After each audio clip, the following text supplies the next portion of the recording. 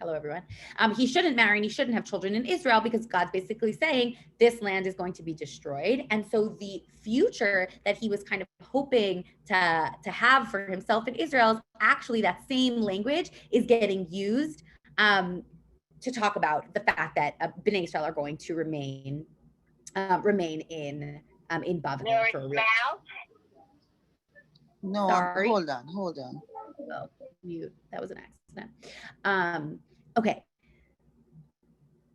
After this point of the prophecy, we see that that there's tension here. This isn't necessarily what everyone in Bnei Israel wanted to be hearing from their Navi, because God says that he points out that there are these false prophets that are amongst you saying the opposite, and it's really the language God uses here, I think, is really notable. He says, "Al yis'u lachem nevi'echem asher b'kirbechem." Don't listen to them. El cholomotechem asher atem mechalmim. You are dreaming dreams. Don't listen to the dreams of these prophets. I did not send them, right? The prophets who are saying you're going to come back to Israel.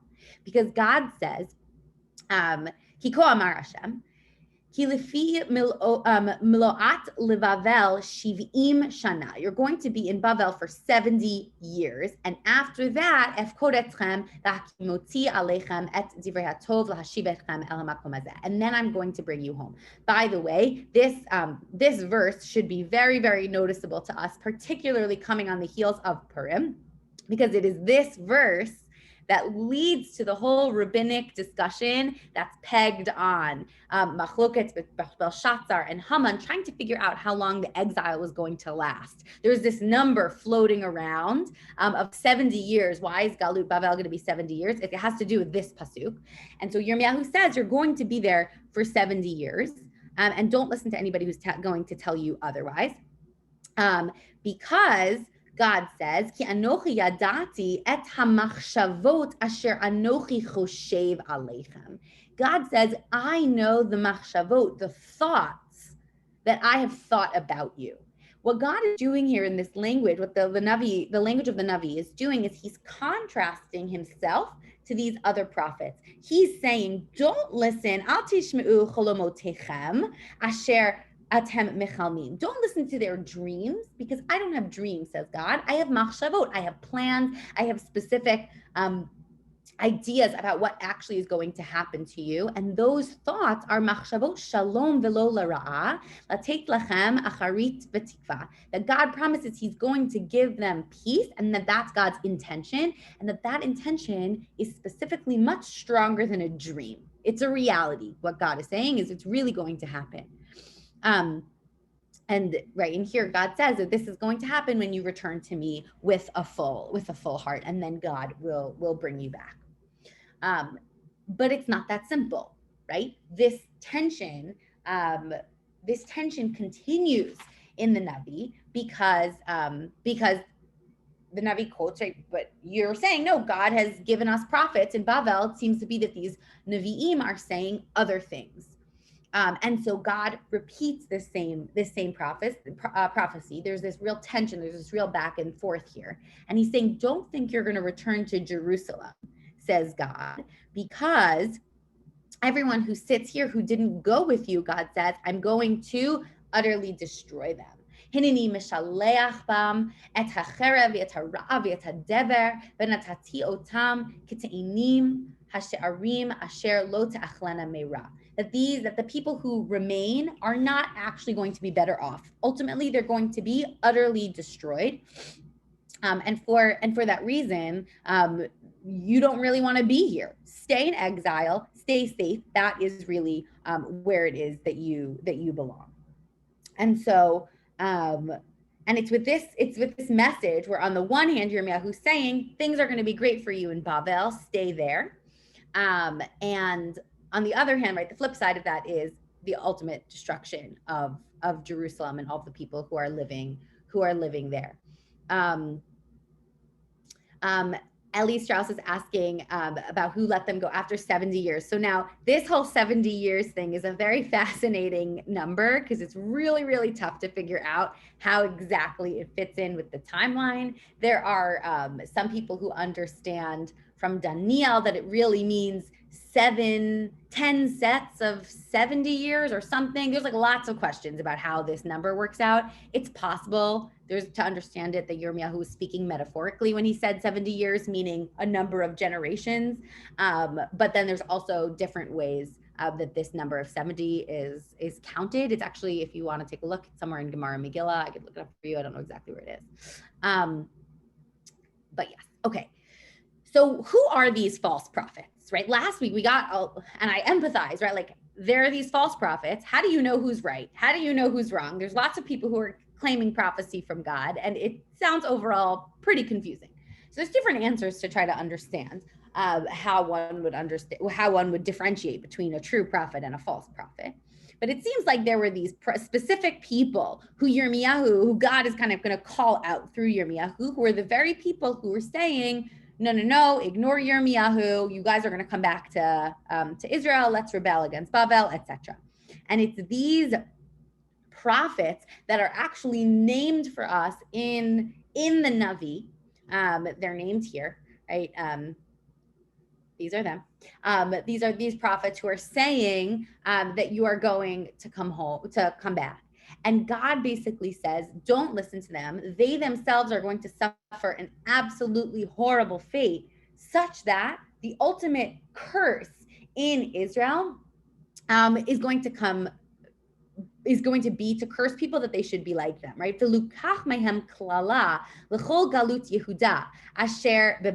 Everyone in Babel is going to start saying Yisimcha Hashem as a curse, right? Yisimcha Hashem ketzidkiyahu uke'achav asher kalam melech Babel ba'esh. That we're going to start cursing people who you don't like, saying your fate should be like the fate of these false prophets because they are doing an absolutely horrible thing. What is it that they are doing? They clearly are prophesying falsely, but they're also being accused here of asher asun nivala b'Yisrael. They're doing disgusting things in Israel. Vayinafu et nishei re'ehem. He accuses them of adultery, and finally, v'dabru davar b'shmi sheker asher lotzi vitim, that they're saying things that I, God, did not command you. And who is the ultimate decider of who is right and who is wrong? V'anochi hayodeya va'ed ne'um Hashem. Anochi, so God says, I am the one who ultimately determines, right? I'm the ultimate witness. I know all truth. And these people are false. It is because of, right? It's clear from these verses that within Bnei Israel themselves, there are these factions and different people are in power in different places. And the next kind of mini narrative in this chapter teaches us that, or tells us that this led to specific tension between Yirmiyahu and other people kind of in power in Yerushalayim at this time. So this is a prophecy that God gives to Yirmiyahu about Shemayahu, who is kind of in charge, because God says to him, I made you priests. Other people are saying to him, excuse me, I made you in charge so that you can manage all of these false prophets who are walking around. And the question is why have you not rebuked Yirmiyahu, who plays the prophet among you, right? They're basically accusing Yirmiyahu hamit nav'e lachem, that he's faking his nivu'ah. And the way they know that is because in Bavel, right, Yirmiyahu's sending all of these messages to Bavel saying, stay there, stay there, stay there. And so people in Bavel are sending messages back to Jerusalem being like, hello, people in Jerusalem, right? Shemaiah, we left you in charge over there in Yerushalayim to make sure that there weren't crazy people running around. You're clearly letting Yirmiyahu, who's being a crazy person, right, who's like running around Jerusalem, sending us all of these false prophecies. And as soon as Yirmiyahu himself hears that there's this message coming from Bavel to the person in power in Yerushalayim, kind of against him, God sends a prophecy and he says, this Shemaiah is also a false Navi, and so too God is going to punish him. And so this whole chapter really gives us a picture of the internal political turmoil in Bnei Israel at this time, between the people in exile and the people in Yerushalayim, and between the competing messages that they each wanted to hear. Right, Yirmiyahu saying, "Stay, live your life in Bavel," and these people saying, "No, no, no, we're going to come back to Israel. We're gonna return." And the message Yirmiyahu brings is really to kind of decry and put down and predict the destruction of any prophets who are prophesying against God, which is this message of let's overthrow Bavel and let's not take this exile, quote unquote, lying down. So those are the main kind of themes of chapter 29. I'm going to pause for a moment to take questions before we move on to chapter 30. Was there something in this chapter that people had questions about, or something I said that you wanted to a little bit of clarification on?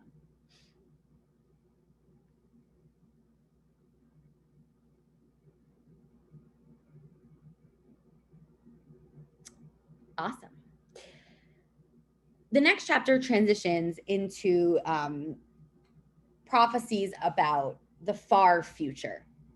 And it uses the language that we've actually seen a lot in Nevi'im Achronim, of this idea of Yamim Ba'im, right? Future years, Vayhi B'Yamim, right? It's going to be the case. And what we're going to do is take a look at the different metaphors that Yirmiyahu uses to describe what the return to Jerusalem is going to be like.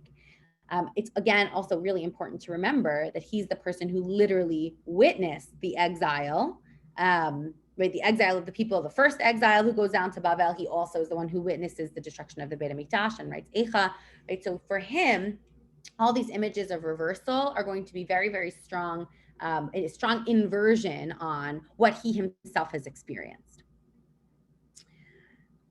So we are on page 3, chapter 30. By the way, all of these read, if you see that I did, I don't know if you can see this, but I did read for every time it said Ko Amar Hashem Elokei Yisrael or Ne'um Hashem. That was actually for my own preparation. It just helps me see how the text is laid out a little bit better. It's a repeating refrain. So I did it for myself. If it helps you look at the text, great. If not, ignore it. There's no like specific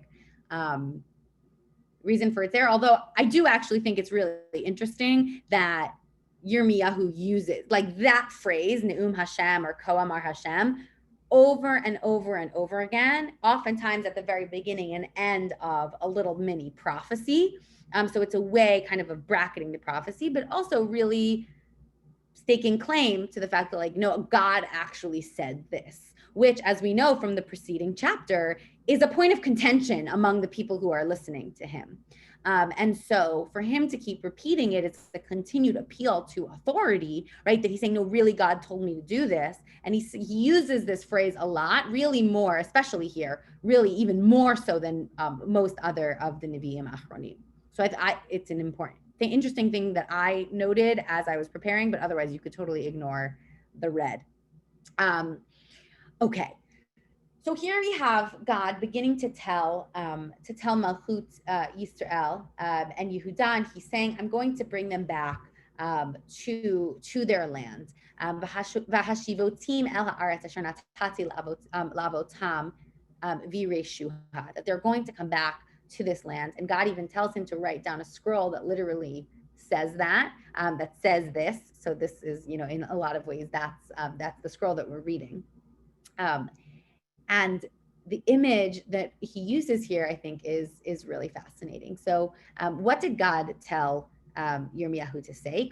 Ki ko amar Hashem, kol charada shma'anu pachad ve'ein shalom. I hear panic, harada, trembling, fear, and lack of peace, right? There's loud noises of fear and violence that he's hearing. V'sha'aluna, go ask, go look into this and see, wait, what's happening? V're'u im yoled zachar, do men give birth? Very strange question. We know that obviously the answer to that is no, right? So what is Yirmiyahu talking about? Go, do men give birth? If not, if men are not supposed to give birth or cannot give birth, madua ra'iti kol gever yadav al chalatzav keyoleda. Why do I see men, right, gever, which is a warrior, right? I see all of the strong men of Jerusalem walking around with their hands on their loins, right? Their hands on the lower part of their stomach by their genitals, like as if they were a woman giving birth. V'nehefchu kol panim liyerakon, and their faces have turned, it's interesting, it says turns pale, or turned liyerakon, like from yerek, it turns green. And so he's saying these men are walking around in such agony, they look like they are giving birth. Now, that image is, again, fascinating. We've had this idea of birth in Sefer Yirmiyahu, where Yirmiyahu talks about the ultimate redemption as being like birth pains, right? That there's going to be some kind of punishment, but then it's going to yield to a birth. This here is a little bit different because it seems like Yirmiyahu is talking about people he sees who are suffering in front of him, as if he like sees people, right? These are the people who are alive at his time, who are suffering the exile, and they are in so much pain that the only analogy that he could bring to it is that you look like you're a woman giving birth, which is interesting, right? Because that's obviously not the case here. But we have to remember that this image of birth is actually a hope for something to come out of the pain, that the pain is not just for itself. And he says, "Hay ki gadol hayom hahu me'ein kamohu." Today is better than any other day. There's no other day like this. Meaning, just like it's like impossible that a man should give birth, that would be impossible. So almost today is going to be, it's almost like the men are giving birth, right? There's something remarkable happening. The eight tzara hili Yaakov umimena yivashea. They're going to be saved from it. Vayhi bayom hahu, on the day on which they are saved, ne'um Hashem tzvakot, eshbor olo me'al tzavarav. I'm going to break the yoke off of their neck. And then they are going to no longer be strangers and slaves, and they're going to come back and return to Jerusalem. So it's interesting here because he mixes the metaphor. In Yirmiyahu, whenever he talks about breaking the yoke, it's almost literal for him, right? He walked around with the yoke on his shoulders, which was the yoke of carrying Bavel, the oppression from the invasion and the exile from Bavel. And so when he says you're going to break this yoke, it means you're going to be set free. And the juxtaposition of these two images of kind of like giving birth to this future and also breaking away from the burdens of Bavel. So that is when we see a kind of new version or revival of this image. And we're going to have one other verse that we're going to talk about, which highlights a same kind of like absolutely unique experience that Yirmiyahu mentions in his prophecies, right? Where he says here, Ki gadol hayom hahu me'ein kamohu, that something is going to be remarkable like you've never seen before. That's a theme that we're going to see come out somewhere else. I'm going to move on to chapter 31 in a second. I know I'm going fast. We have a lot to get through, so I want to make sure I'm giving attention to what I've identified as important, but I also want to give, if anybody has a question they want to ask or a point they want to make on chapter 30 before we move to 31, now's a good time.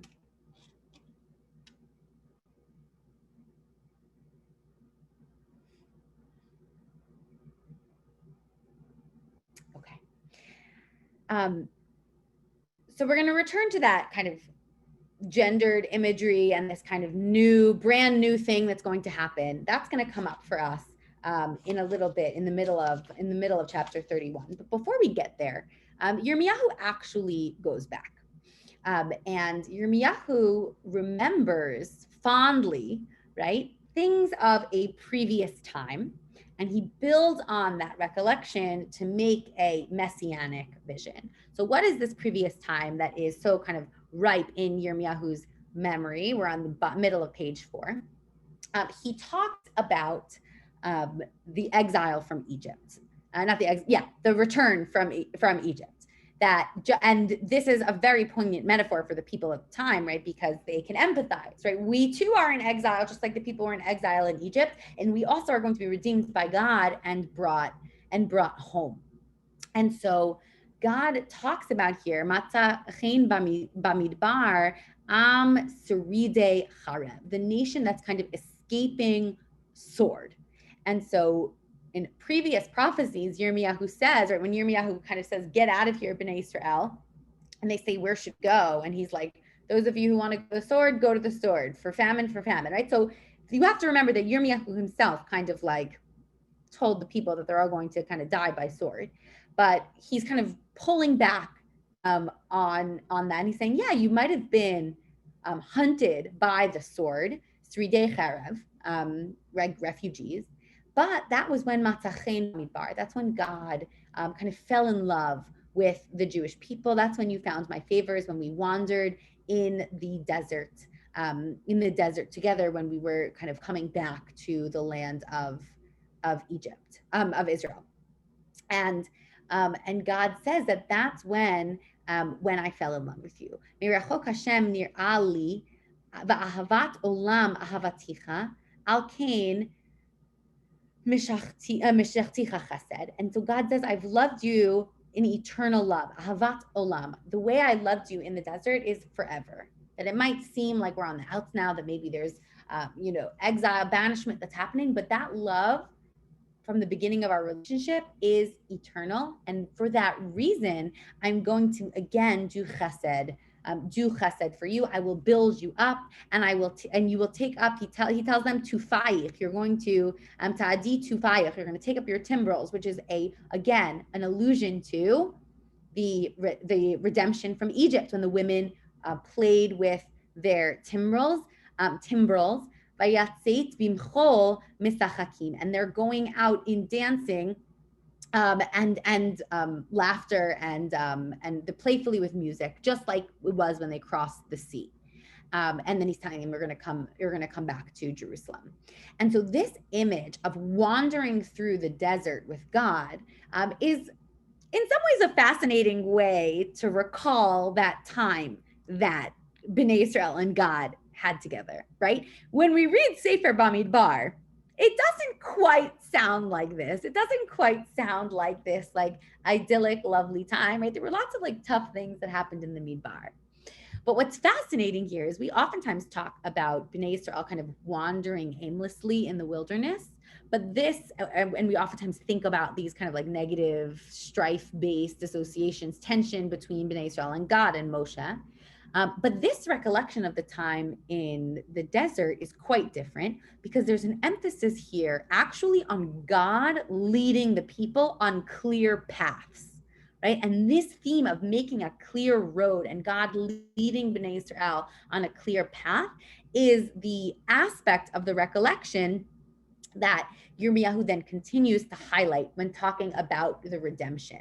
And he's saying that God is going to make a road for you, that I'm going to bring you from the north, from all of the ends of the earth, and everyone is going to be able to walk on this path. So much so, he's going to say, Eretz Bam, right there, from these faraway lands, Iver upiseach, even a blind person and a person who struggles with walking are going to be able to walk along the path that God takes them. Harav yoledet yachdav, that even a woman who's pregnant and a woman who's giving birth is going to be able to join them on the path, that the road is going to be so smooth that as all of Bnei Israel gather, kahal gadol yashuvu hena, this great group of people is going to return, that the path is going to be so easy that anyone can walk on it.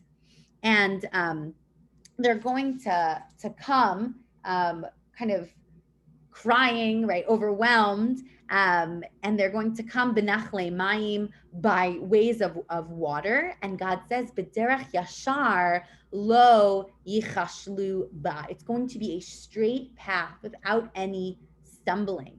Why did God is God going to make these paths and this highway so beautiful, so clean, so easy for Bnei Israel to walk on? Ki hayiti li Yisrael av vela Ephraim bechori hu. Because God is Bnei Israel's parent, and they're clearing the way and they're making it easy for Bnei Israel to travel. And this is the love that God remembers, Ahavat Olam, that he remembers that he had with Bnei Israel in the desert. That as God led Bnei Israel on paths through the desert in a loving way, so too God is going to create beautiful, easy to walk pathways for everyone in Israel. And what I think is so beautiful about this image is in the exile, right? And in kind of like the violent situations that are actually facing Yirmiyahu and Bnei Israel at the time, who are the people who die first and who get left behind and who get left on the side of the road? It's people who can't see, people who can't walk, people who, women, right, who are pregnant and giving birth, right? The people who are not physically able in the same way are oftentimes on a long march, the first people to go. But the image that Yirmiyahu is bringing forward of this redemptive moment, he's not describing an army marching in strength. He's describing the people who are the least physically capable of making a long journey. And those are the people that God is collecting with love and care out of God's love for the Jewish people.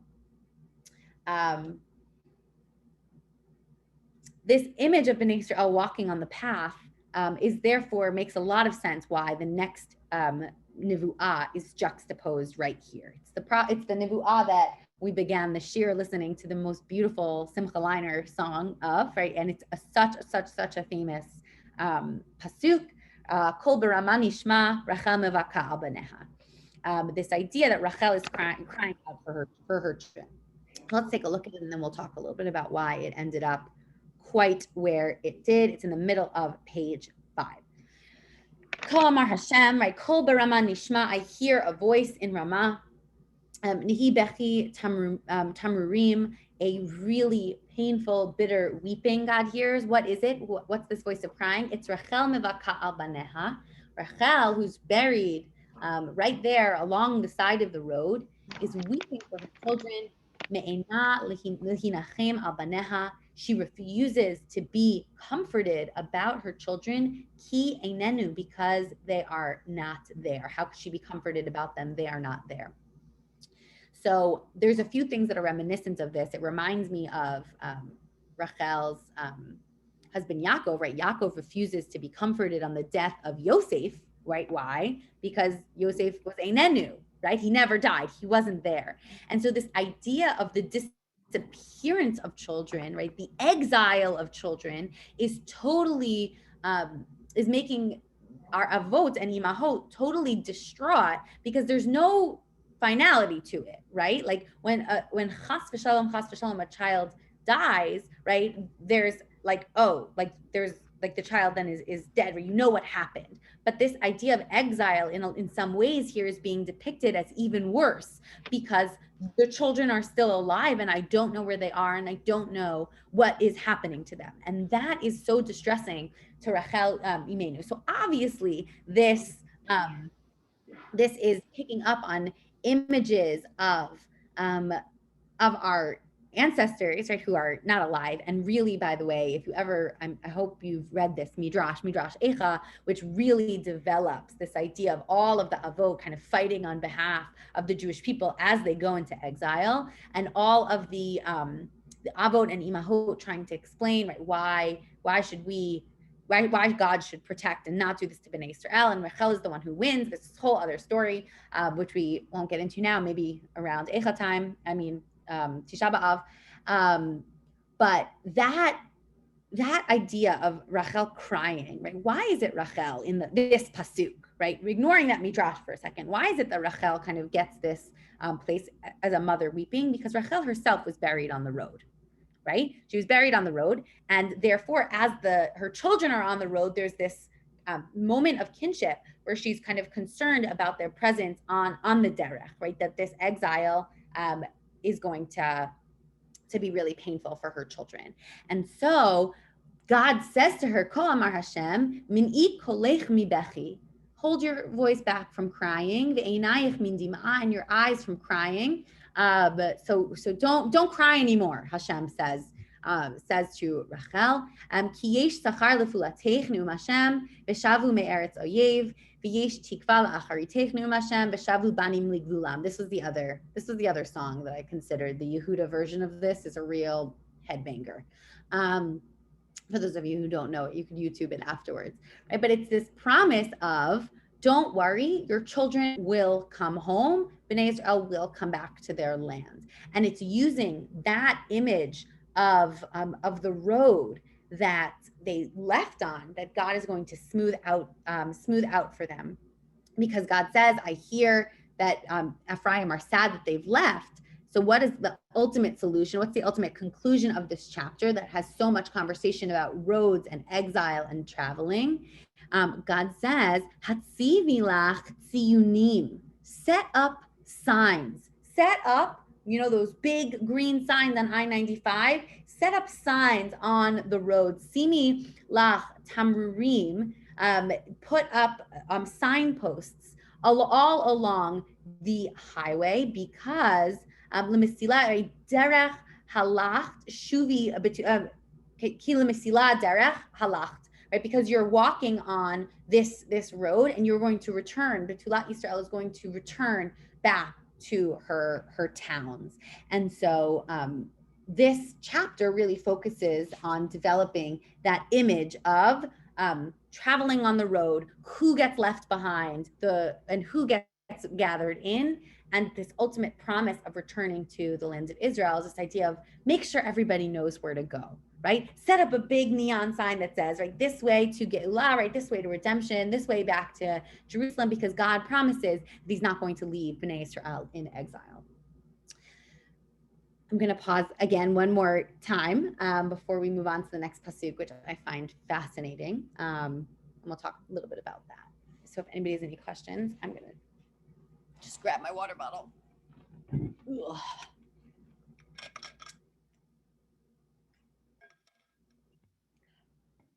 Good? Okay. The next pasuk is really strange. It's like a really strange pasuk.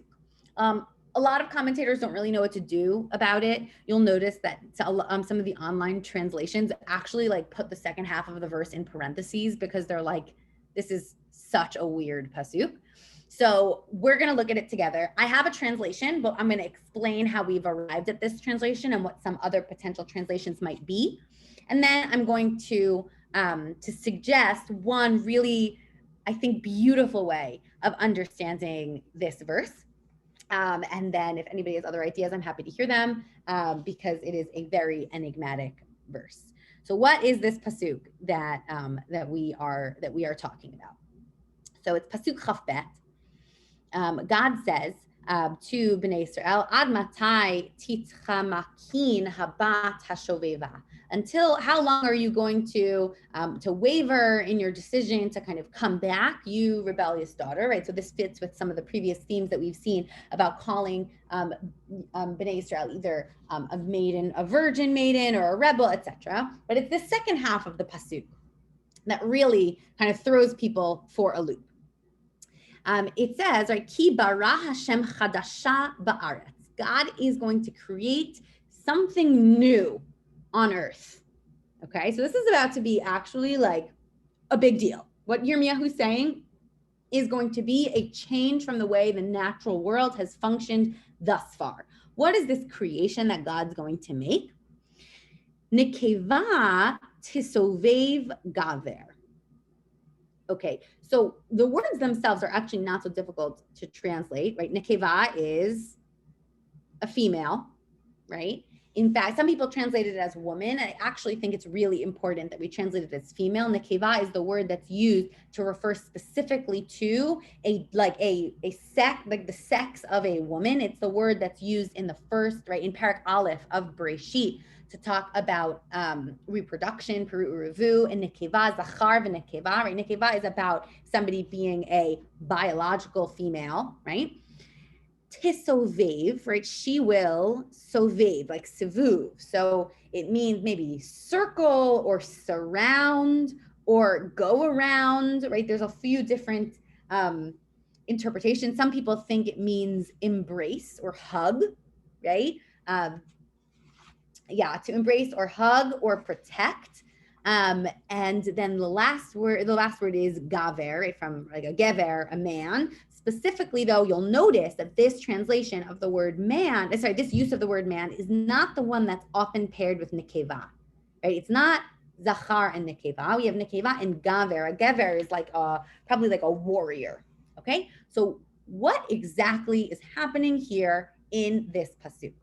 Now, people translate it lots of different ways. Some people think it has to do with, especially because we have to keep in mind that there's something very, very new about this, or very different. Some people think it means that the woman will court the man, meaning this is an expression of God's kind of like frustration from the first half of the pasuk at Bnei Israel, at the woman, Bnei Israel, kind of alluding or not coming back to God, that God is kind of saying, oh, she's like playing hard to get, right? That the woman is kind of flirting around the man, which would be God in the metaphor. That's one way of understanding the story. Some people think it means that a woman will embrace a man, meaning a metaphor that Bnei Israel will come and embrace God.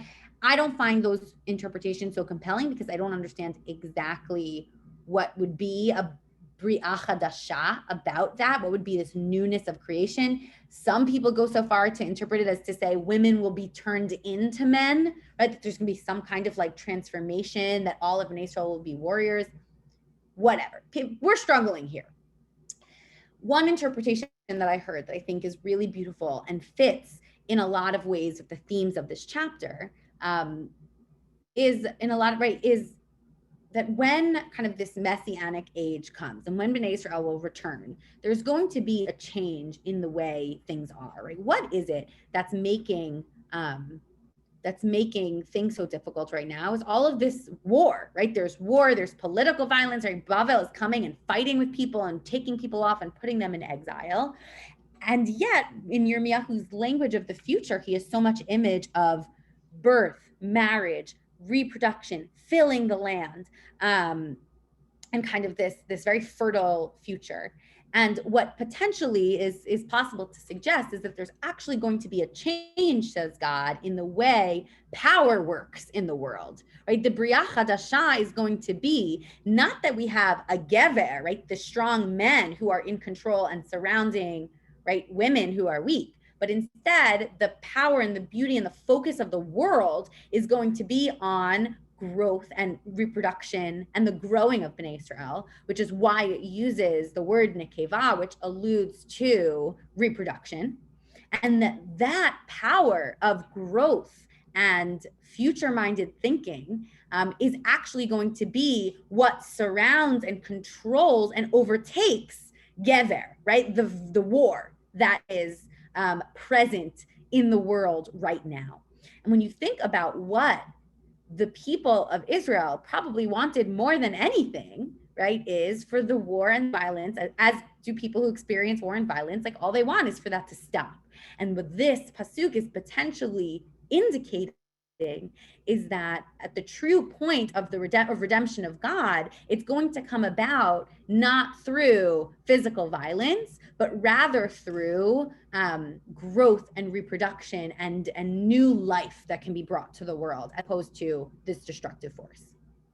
One possible interpretation among many. It's a fun pasuk. You could look at some commentaries on it.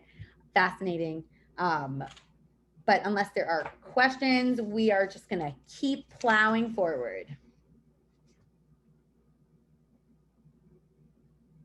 Amazing.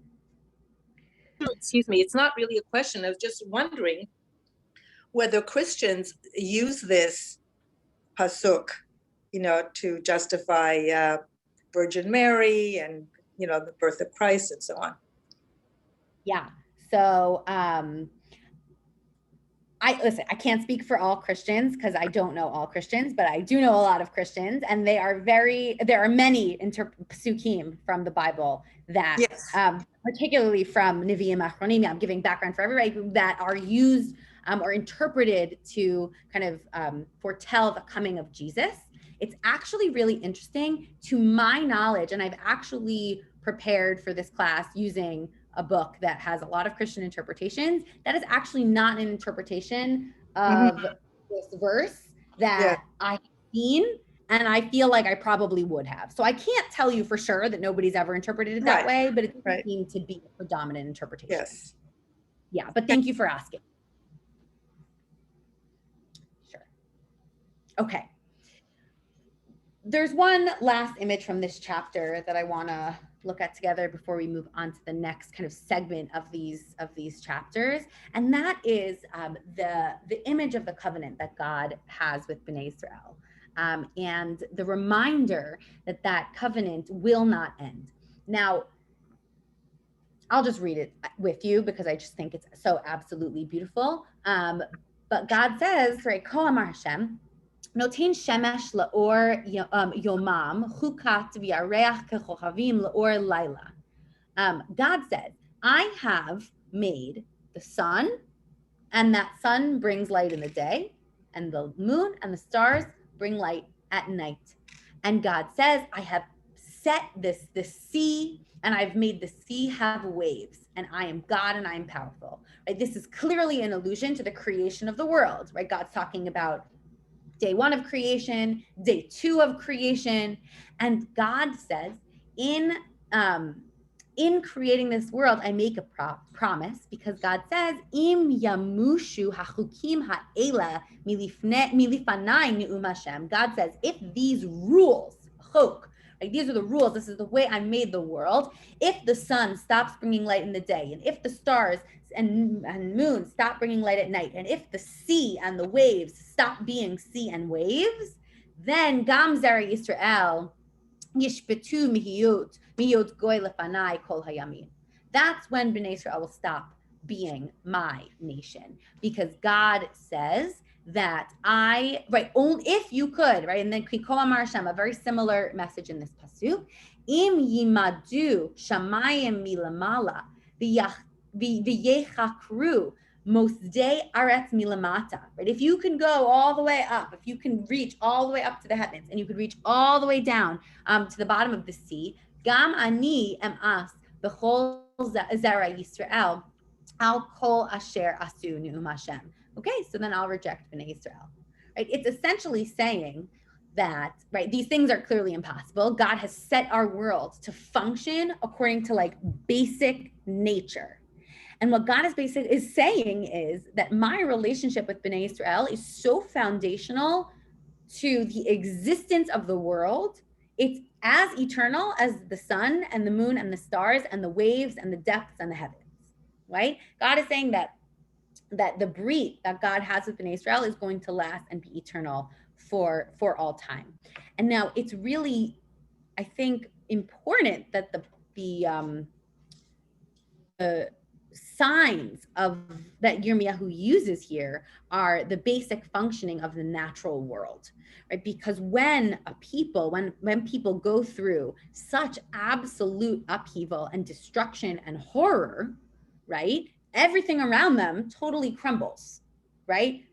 The homes they lived in, the people they knew, everything about their world ceases, except for these kinds of things. The sun still rises, they're still an ocean, they're still a heaven, right? And these are the things that people who have lost everything else still recognize as essentially foundational to like existence.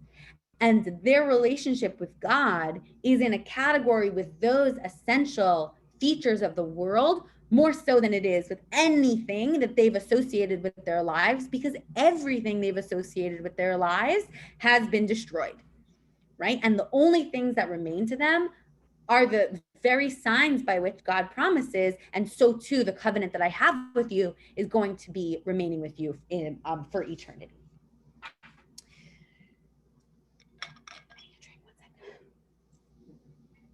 Okay. I put the next little piece slightly out of order to give us a little bit more of a historical sense of what's happening here. But in chapter 34, we find out that Yirmiyahu makes a nivu'ah. He gives a prophecy, which tells Tzidkiyahu that Yerushalayim is going to be destroyed, but Tzidkiyahu yourself, don't worry, you're going to get taken to Bavel and you're going to not die, you're going to die in peace, etc. And Yirmiyahu kind of spoke this prophecy about the destruction of Jerusalem and the exile of the king. So now this is some pretty scandalous stuff to be prophesying about, and we find out chapter 32, which is placed beforehand, but ultimately what does this do? This leads, oh my God, it's 8:24. Okay, I'm going fast. This ultimately leads to Yirmiyahu being put in jail, right? We find out that he was confined in the prison compound, so he gets thrown in jail for what he does. And we have to keep in mind the setting of this story because it is vital to understand how impactful this image is. Yirmiyahu is sitting in jail. All of Bnei Israel are getting attacked by Bavel. They're going to be taken to exile. Everything's going to be destroyed. This is like the lowest of the low. And it is in this moment that God says to Yirmiyahu, you're going to have your uncle come, and your uncle is going to try to sell you a piece of your family's inheritance, a piece of land that really belongs to your family. Right? And instead of selling it, the rule is instead of selling it to somebody else, he has to first offer it to you. Now, if you were Yirmiyahu and you have just been prophesying the absolute destruction of Jerusalem and the exile of the Jewish people from Israel, is now a really good time to make a real estate investment in the land of Israel? Like, definitely not, right? And yet, God tells him when he comes and makes this offer to you, you better make sure to buy it, right? This is some real estate investment 101 from Hashem. God says, make sure you buy this piece of land. And so Yirmiyahu, kind of listens, he does what God tells him, and he has a witness. It all happens, totally according to plan. He has a witness who signs the documents with him, and he tells his Eved, Baruch, like his second in command, Baruch ben Neriah, and he says, take these documents and make sure to put them in this earthen jar, in an airtight, watertight jar, so they last a long time. This is how we preserved documents, because God says, Od yikanu batim v'sadot v'karamim be'eretz hazot, because I promise, says God, you are going to plant on this land.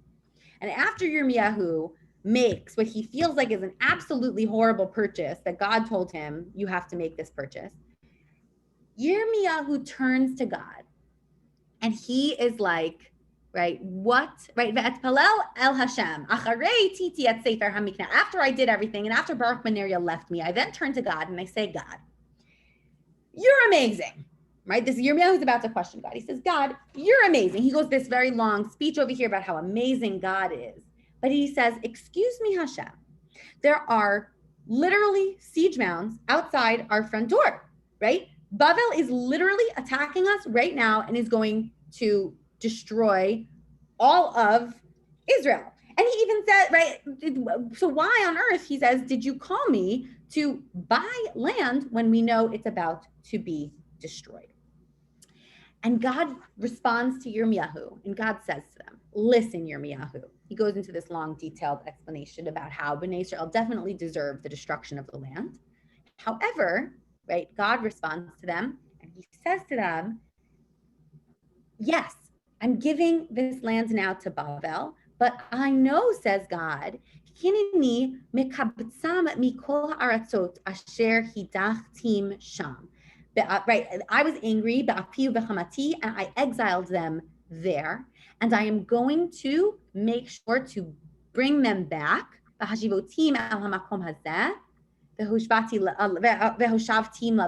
going to be here securely. And God says, they're going to be my nation, and I will be their God. This is almost a direct quote from Egypt, from the exile of Egypt. Why did God take Bnei Israel out with plagues in the way that God did? Because God was specifically trying to show that they are my nation, I am their God. That's basically a direct quote from Sefer Shemot. And therefore, I promise that I will give them, natati lahem lev echad v'derech echad. I'm going to give them a new heart. Everyone is going to come back and serve me. And I have with them, v'charati lahem brit olam. I have an everlasting covenant with them. And so I am sure that they are going to come back the same way that I made the covenant and kept it with them when I brought them out of Egypt, and I made them my Am, and I am their Elohim. So too am I sure that that is exactly what is going to happen. And so that's why God tells him that right now you're saying that the land is shmamahi me'en adamu behimav, the land is utterly destroyed, and yet it is going to be regrown, and it's going to be absolutely beautiful again. I know the time is short, but I'm going to just bring us really quickly to the end, because this phrase is really, really important, that this is Yirmiyahu's worried. The land is utterly desolate. There's no man, there's no beast, right? The land is worthless. In the next chapter, in chapter 33, God continues to speak to Yirmiyahu while he is in jail. And he points out, and he tells him these beautiful prophecies of comfort.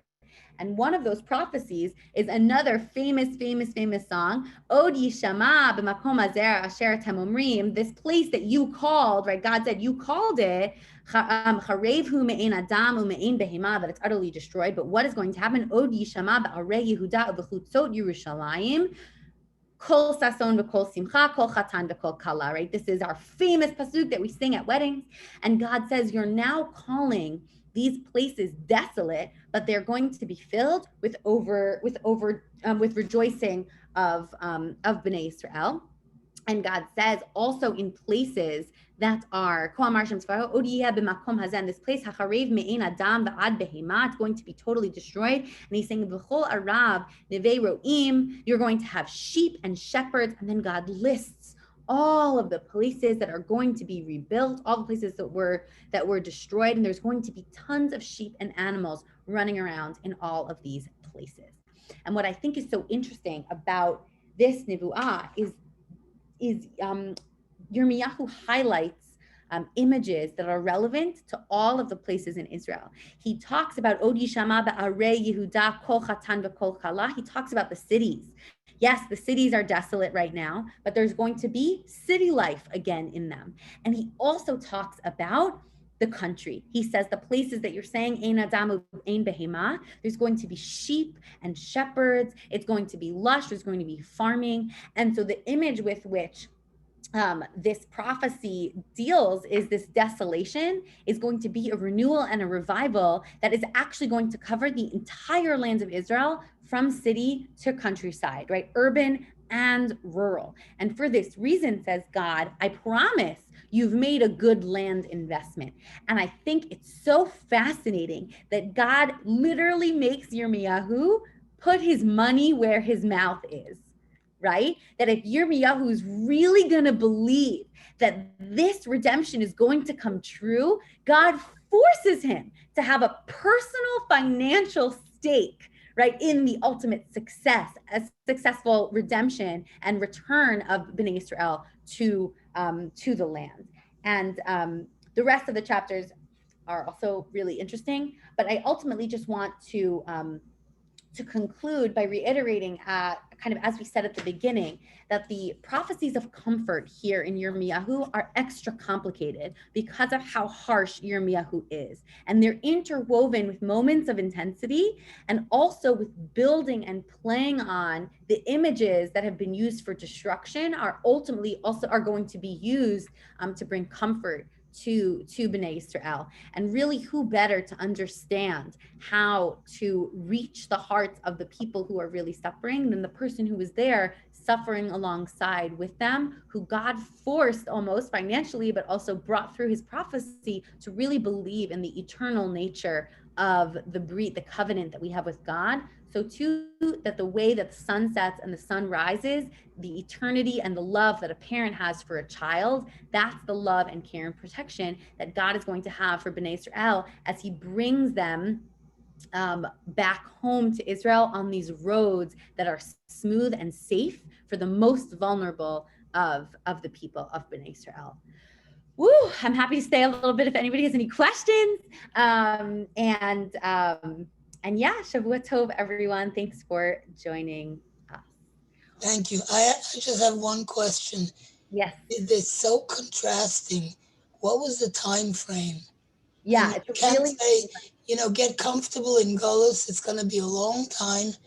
And then to say, well, give you a really dramatic portrait of how you're going to come back, which means you people are probably not, but your grandchildren or your children will come back. Yeah, so it's a really good point. And so I have to just say, I'm not like a bajillion% sure about the chronology inside the Sefer, but I believe that the prophecies about the ultimate return to Eretz Yisrael happened while Yirmiyahu was in jail, which was actually before people were sent to exile in Bavel, right? So these chapters are out of order, I think. So Yirmiyahu says, you will ultimately return. And then once the people leave, he says, you will return. It's going to be in a while. Get comfortable. I believe that's the order. I'm not 100% sure, though. It's just so, it makes it very hard for people to believe him. Which one is it? Yeah. And I think, by the way, you're right. And it makes sense because clearly there were a lot of people being like, what are you saying, Yirmiyahu, right? He gets thrown in jail. People are calling him a false prophet. There's clearly lots of political turmoil. Not everybody believed him. And I think it's hard to understand because what you're expressing is like, well, I would struggle to believe him too, because it seems like he's saying lots of different things, right? It's a really tough one for sure. Thank you. Sure. Oh, what do you say about the prophecies that he made that didn't come true? For example, he says that Yerushalayim will never be destroyed again. And yet, just a couple of years later, it's gone.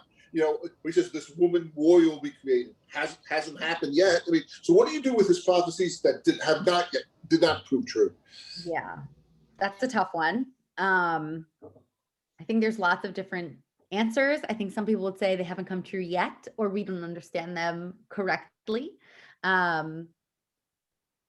Or he gives, or like, right. I don't know. It's a really tough question. It's a really tough question. Or he says things and they didn't come true, which is tough, right? Because the whole way that you're supposed to know that the Navi is a Navi MS is that their prophecies come true. It's a tough one. It's a tough question. Question and answer. Yeah. Well, that's a good question then. Ora? Yes. Hi. Hi.